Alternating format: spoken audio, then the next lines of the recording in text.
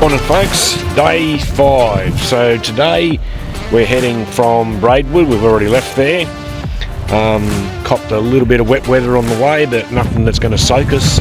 And we're heading to Bombala in the snowy mountains today. So this here is the Nelligen where we're at the moment. Beautiful, beautiful river. We've got 3 more mates joined us last night at Braidwood, and they'll be with us for the next week. So I'll introduce you to all of those shortly. But yeah, looking at only about a 5-hour ride today. We're going to visit a leather shop in Nimidable as well, and our final destination, as I said, is Bombala, and we'll be staying at the Imperial Hotel. So looking forward to a great ride and a great night tonight with the boys.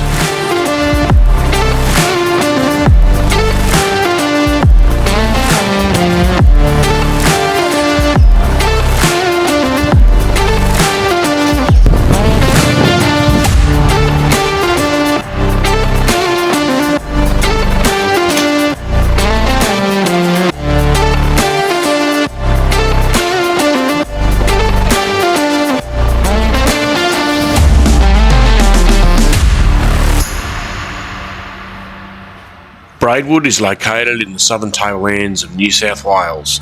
It's located on the Kings Highway, and the section of road east of Braidwood is a fantastic motorcycling road. This road has everything: spectacular views, great road pavement, unbelievable twisties and fast-paced sweepers. We were to ride this road today on the first leg of our journey to Bombala, and would stop at the village of Nelligen to view the pristine Clyde River. Braidwood is a service town for the surrounding district, which is based on sheep and cattle grazing and forestry operations. The town sits at an elevation of 2,100 feet, with a population around 2,000 people. The town was first surveyed in 1839, near the headwaters of the Shoalhaven River. Many of the buildings that are still standing were constructed using convict labour.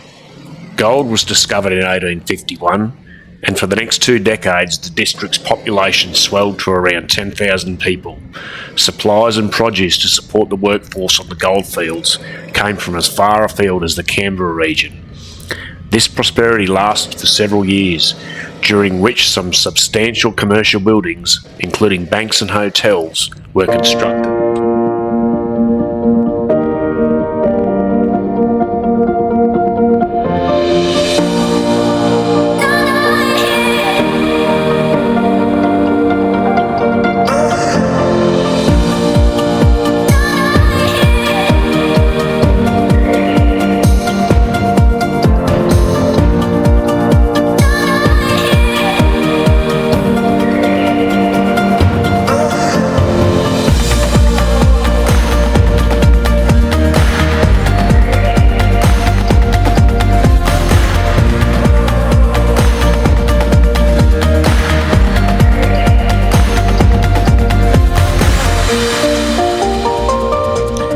Nelligen is a tiny town located on the Clyde River, upstream from Bateman's Bay on the coast.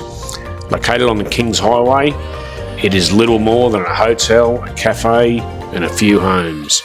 The town's history is rich and fascinating, with gold prospectors, bush rangers and steamships having all called Nelligen home.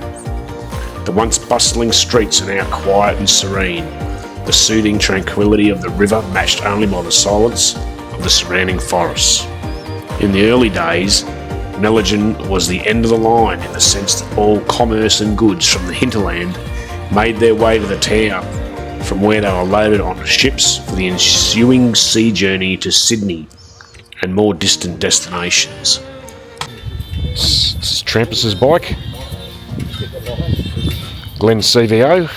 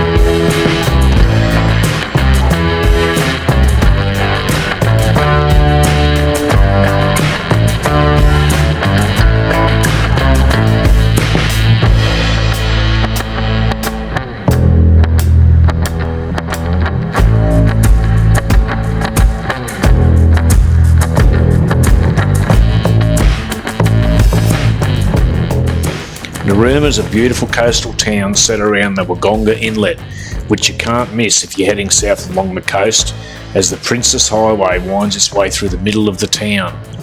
It's famous for its annual oyster festival, but it was a bit early in the day for beer and oysters for us boys, so we opted for a coffee and a meat pie instead.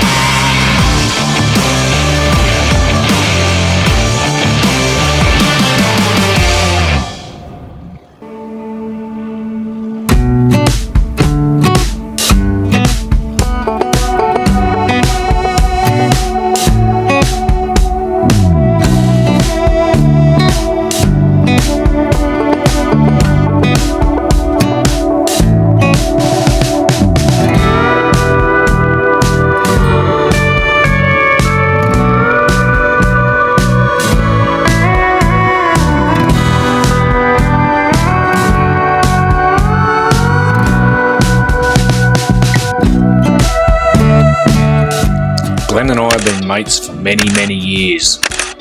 We first met when we worked in the same underground coal mine at Wollongong, Australia. We're both recently retired after both having served over 4 decades each working underground. We've ridden over 100,000 miles together, both in Australia and abroad, and I can't see an end in sight for this for many years to come.